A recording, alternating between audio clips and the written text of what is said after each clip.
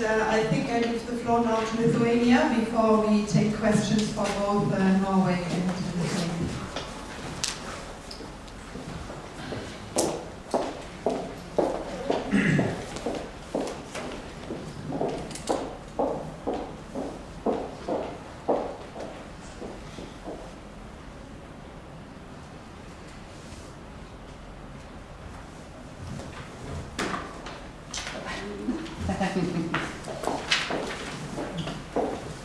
Okay, hi, hello. I'm and this is my colleague Donata Mokauskaitė. We have been working for 4 years for this project. And the research project conducted by the Faculty of Communication of Vilnius University deals with how the traumatic experiences, wounded past and unspoken memories of women who survived the Holocaust were disseminated, and actually what impact this had on the future generations. So the research was framed by the concept of healing the wounds of soul, and for the data collection we used interview method, and we recorded more than 40 hours of the conversations, and our respondents were the survivors of the ghettos, the survivors of the Nazi concentration camps, also the members of the ghetto underground resistance, and also the former ghetto prisoners who were hidden by the locals. So, 100 years survivors, realizing the importance of the project, found courage to share their experiences and silent stories. The testimonies revealed psychological trauma that causes identity breaches, and also the importance of female solidarity in life-threatening circumstances. After the war ended, the traumatic past continued in the memories of women and their children until the courage to talk helped them understanding their feelings, and open up the world, and open up to the world. So during the project, we interviewed also the daughters and the granddaughters of the survivors, and we realized that the traumatic experiences, even if they are kept silent, are transmitted from generation to generation and seems to be inherited. So here you see our respondents, the survivors and also their daughters and the granddaughters, in these pictures. So, and actually, I would say that the success of the research project was my 25 years, more than 25 years actually, working the topic of Holocaust, and this led me to know more the survivors, and their family members. And actually, I was flexible with the methods of taking interviews. And another thing is that I was brave enough this time, during the project, to ask more personal questions. So actually, the survivors opened up to me because I was, I was actually not their child, that we tried to protect. I was close enough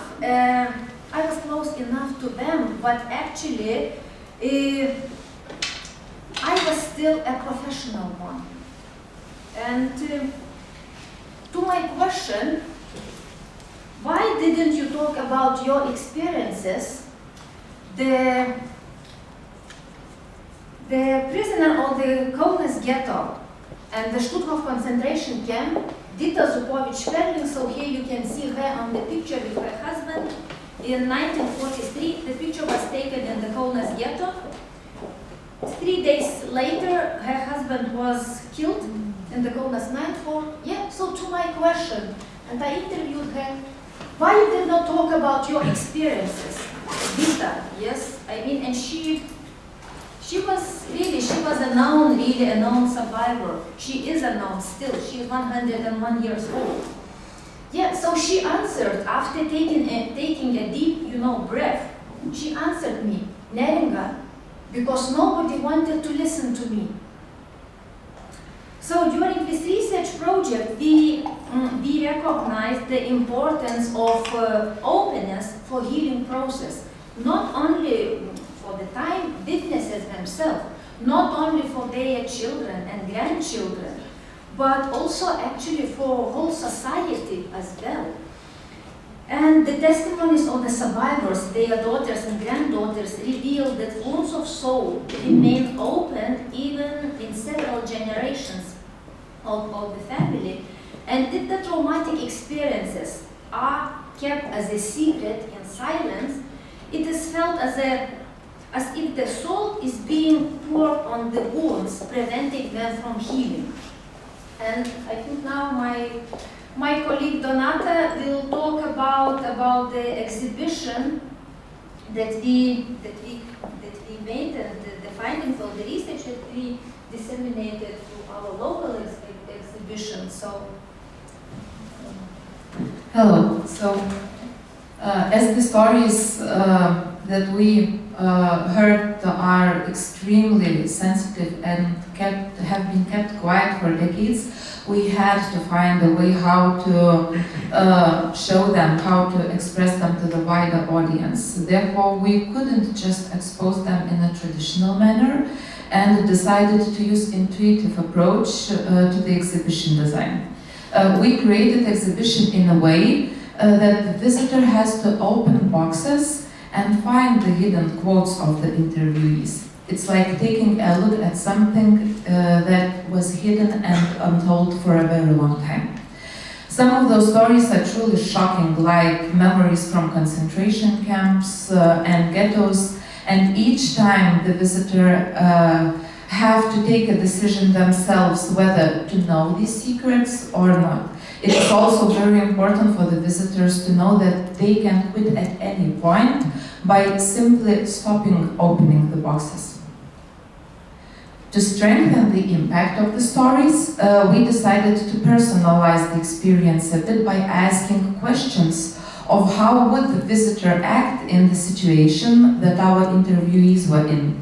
We wondered what would the visitors do? Would they adopt to the same situations? Would they dare to do the same that the interviewees did? Would they forget, and will they understand their decisions and the motives of the decisions? These questions opened in the other light after 24th February 2022 as the perspective changed from the view to the past events to the view at the present experiences of Ukrainian women.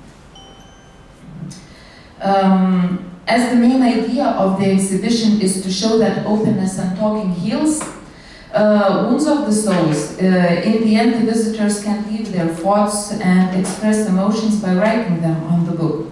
Also, we understood that not all visitors will be led by guide, and the sensitive stories can trigger memories from visitors' past. Therefore, our exhibition ends up with a summon to talk, to listen, and phone numbers to get the emotional support. To sum up, we saw people cry at the exhibitions, and therefore we think that we reach our goal. We believe that after visiting this exhibition, less people will stay ignorant to the violations of human rights and will express empathy to the ones that are really in need for support. Thank you.